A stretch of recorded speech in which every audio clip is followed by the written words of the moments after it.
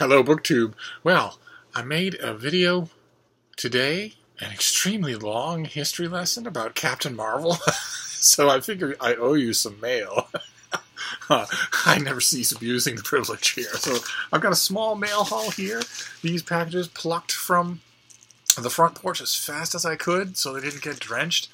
The day has been just a patchwork of muddy sunlight and darkness. It's one of those days where it's nearly 100% humidity. The air is super saturated and super warm. So you've got pop-up storms everywhere. You can't guarantee from one minute to the next. It could be sunny or it could be pouring rain. And it's supposed to stay this way for days. So it's very strange. And one of I mostly like it. It's very hot and it's very humid, which is very comfortable. but one of my little worries is that the mail out on the porch will just get ruined. It's their books. So anyway, let's see what we have here first. Okay, so this comes out in all right. First one's good. Didn't request it, but it's right up my alley. I've read so many books on this subject. This is from Yale University Press. Comes out in late October, and it's this: When Christians Were Jews, the First Generation. How did a group of charismatic, apocalyptic Jewish missionaries working to prepare their world for the impending realization of God's promise to Israel end up inaugurating a movement that would grow into the Gentile church? Committed to Jesus' prophecy, the kingdom of God is at hand, they were, in their own eyes, history's last generation. But in history's eyes, they became the first Christians. There have been many, many very good, very long, and very contentious books on this subject, on the very first Christians. It's a black hole. Documentation does not follow in. Scholars go in with epigraphy and with speculation, but they don't have what they want. And who is this scholar? Who is Paula Fredrickson is the author. She is the Aurelio Professor of Scripture Emerita at Boston University, and is currently a distinguished visiting professor of comparative religion at the Hebrew University in Jerusalem. Good Lord, talk about credentials. She's one of the world's leading scholars in ancient Judaism and early Christianity. She bloody well better be with that CV. Okay, great. So the only question remaining, I won't read this right away, I hope that I don't, because I have lots of other things to do. She has the credentials, so the only other unknown is her writing ability. We'll see how that goes, but first generation of Christians. Oh, what a subject. All right, we're off to a fine start. Let's see what this next one is. Feels like a finished copy of something. Oh, it is. Oh, great. Fantastic. Okay, here's another thing that I didn't request. And this is a finished copy of something that comes out late in August. This is Claire Tomalin's A Life of My Own. The biographer, Claire Tomalin, fantastic biographer. And this is her book about herself. A memoir. Let's see what we have here. As one of the most... here, let me... Sure, not looking at the top of my head. That is the book. As one of the most renowned biographers of her generation, Tomalin has written about great novelists and poets, including Charles Dickens, Samuel Pepys, Jane Austen, and Thomas Hardy. Now she turns to her own remarkable life. From discovering books as a form of escapism during her parents' difficult divorce, to pursuing poetry at Cambridge, where she meets and marries Nicholas Tomalin, an ambitious and striving journalist, she always steered herself toward a passionate involvement with art. She relives the glittering London literary scene of the 1960s, during which Tomalin endured her husband's constant philandering and numerous affairs, and revisits the satisfaction of being commissioned to write her first book, a biography of early feminist Mary Wollstonecraft. In biography, she found her vocation. That's great. So about the first book, When Christians Were Jews, I said, I'm going to try and resist the urge to read it right away. This one I'm going to read right away. I'm going to read it tonight without any hesitation. So let's move on here. What is this next one?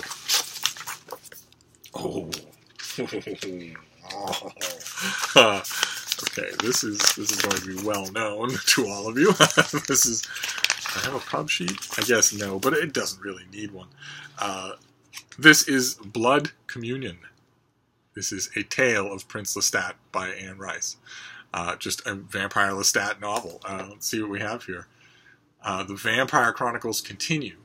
with a riveting, rich saga, part adventure, part fairy tale, of Prince Lestat and the story of the Blood Communion, as he tells the saga of his coming to rule the vampire world and of the eternal struggle to find belonging, a place in the midst of the universe for the undead, and how, against his will, he must battle the menacing, seemingly unstoppable force determined to thwart his vision and destroy the entire vampire underworld.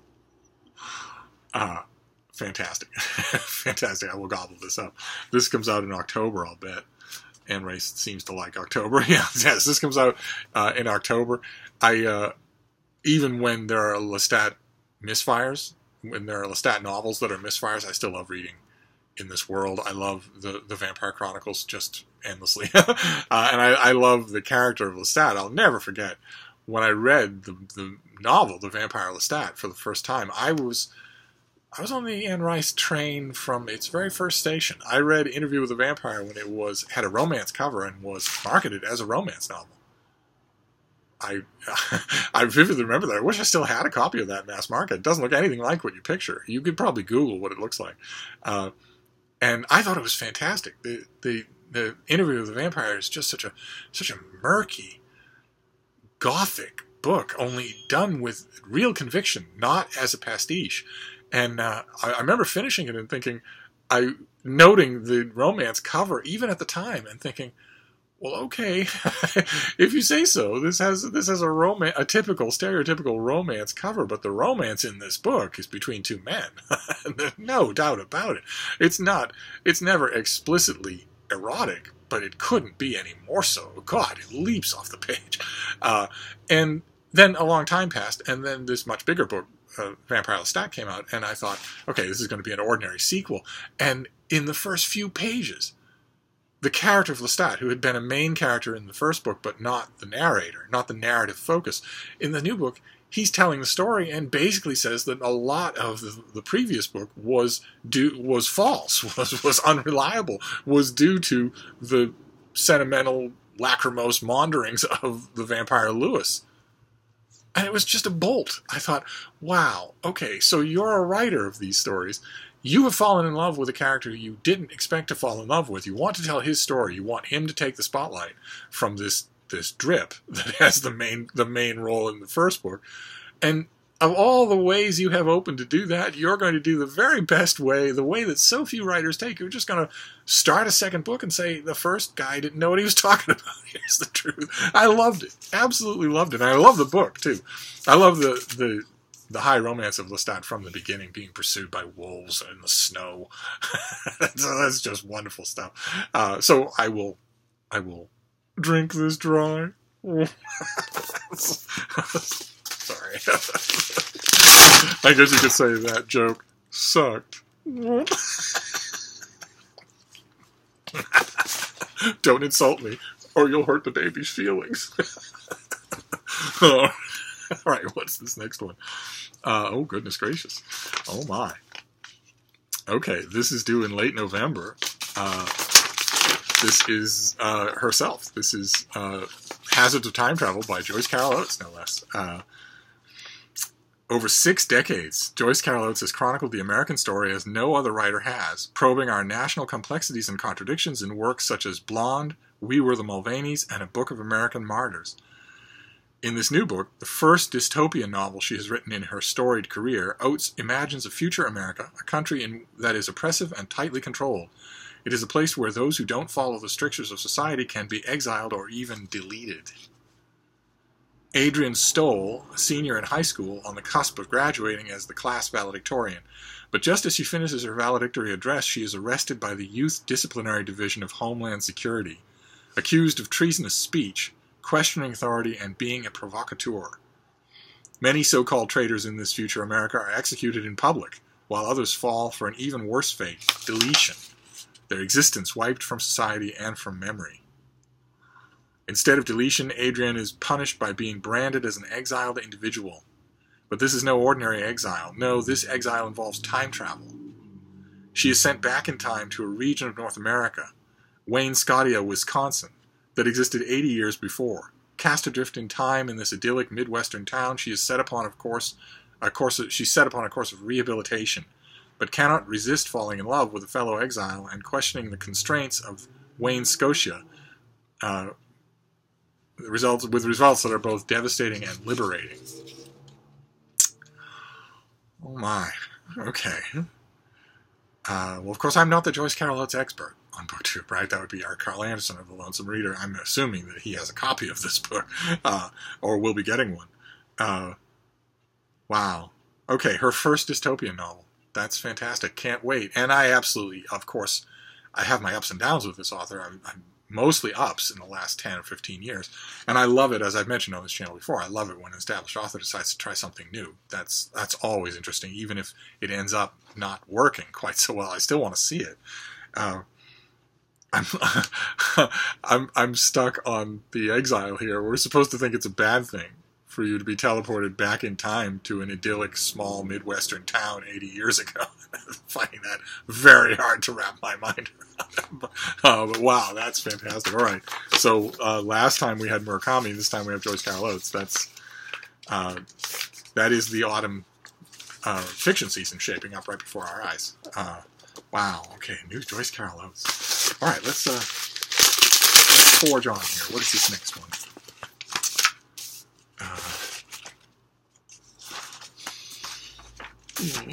Okay. All right. This is a Steve book. We go from an Eric Carl Anderson book to a Steve book. This comes out in late September. This is Never in Finer Company. The Men of the Great War's Lost Battalion by Edward Lengel. In it, he traces the origin of New York City's 77th Division of the United States Army, from its quickened stateside training to its baptism by fire in northern France's Argonne forest in October of 1918.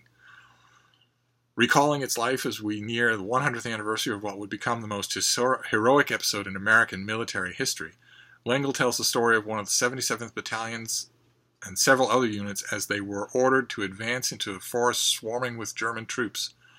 Of the more than 600 men who were soon surrounded and cut off, only 194 made it out alive. And this is the story of that. It usually gets a paragraph or a line in a much larger history of World War I. Here it's got its own book. This is a book that examines the lives of brave Americans thrust into battle, how they endured a week stranded in enemy territory, and how the survivors emerged forever changed. And Edward Lengel is a military historian, battlefield tour guide, and travel enthusiast who has published works on World War I and the Revolutionary War. Okay. All right up my alley. Okay, fantastic. So this comes out in late September. I will certainly review it. I don't know where I will review it, but I will certainly review it. Great. And then we have one last book here, and then we'll be done. I want this video to be slightly shorter than... do you mind? Leave him alone. What's the matter with you, bloodthirsty little monster? Oh no, okay. Okay, this is two books. It's okay, it's not... It's the last two books. So the first one, there's a funny story behind this I will share with you. This one comes out in early October, and it is Like War. And it is the weaponization of social media. What is it with you and filming?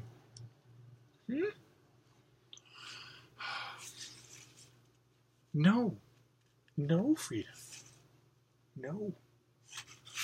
Do you want to see people? No, baby. Here, come up and see them. There they are. If you're going to be a pest and interrupt my videos, they can at least look at your pretty face. Look at that pretty face. But you have to settle down.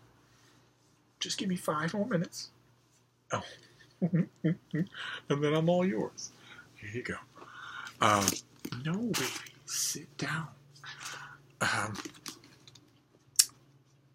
So anyway, we're... Sorry, a little bit of dog love there. Caleb will love it. Let's see here. So this is the book. Through the weaponization of social media, the internet has transformed war and politics transformed the internet. Terrorists live stream their attacks. Twitter wars produce real-world casualties, and viral misinformation alters not just the results of battles, but the very fate of nations. The result is that war, technology, and politics have blurred into a new battle space that plays out on our smartphones. Which you can tell right away, it sounds like indispensable reading and also god-awful depressing reading, because we're all involved. And the funny story is that when I was emailing the publicist for the book, and I mentioned to her, when I was asking for a copy of this, I mentioned to her, I just said offhandedly, I said, this one's going to depress the crap out of me, isn't it? And she wrote, because publicists are the #1 fans of their books, she wrote back and said, oh yes, it will. And I'll send you an extra book along with this one that'll make you feel even worse. I love someone who knows how to sell their wares. I'll send you something else along with it that'll make you feel even worse. And here it is. This is the other book. It's due the first week of August. Oh my god! And it's a novel. I'd never heard of it before. Great, bless her for sending this along. This is the 2020 Commission Report on the North Korean nuclear attacks against the United States by Jeffrey Lewis. And it is a speculative novel about what could happen if the U.S. efforts to engage with North Korea fail. A devastating nuclear attack against the United States by North Korea in the year 2020. The author is the director of East Asia Non-Proliferation Program at the James Martin Center for Non-Proliferation Studies, the Middlebury Institute of International Studies in Monterey, and has created a fictional commission report similar to the one released after 9/11 terrorist attacks, based on real and imagined interviews and documents. The 2020 Commission Report imagines how talks between the United States and North Korea could fail like those before it, but this time plunging the two into conflict. As experts debate the outcome of the recent summit in Singapore, Jeffrey Lewis offers a cautionary tale of what happens if this process collapses. And of course it did collapse. So the publicist was entirely right. This is going to scare the willikers out of me. Oh boy. Okay. All right, so I will read this. This comes out in early August, and of course I'm morbidly curious, so I'll read it right away. I'll read this in the Claire Tomlin book tonight. So we have the 2020 Commission Report on the North Korean nuclear attacks against the United States. We have Like War, about the weaponization of Twitter and Facebook and whatnot. We have Never in Finer Company, about the lost battalion in World War I. We have The Hazards of Time Travel by the great Joyce Carol Oates. We have Blood Communion by Anne Rice, a new story of the vampire Lestat. We have A Life of My Own by Claire Tomlin, I think a pretty clear allusion to A Room of One's Own by Virginia Woolf.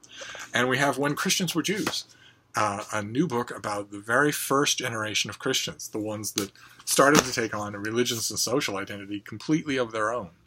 And there you have it. There's a nice controlled little mail haul on a stormy day. And I'm going to go fret a little more. The subject that's been on my mind. I learned just recently that tomorrow, of course, is the big day. Tomorrow is the day for my next live stream on the Christian Science Monitor's Facebook group, BooksBeat.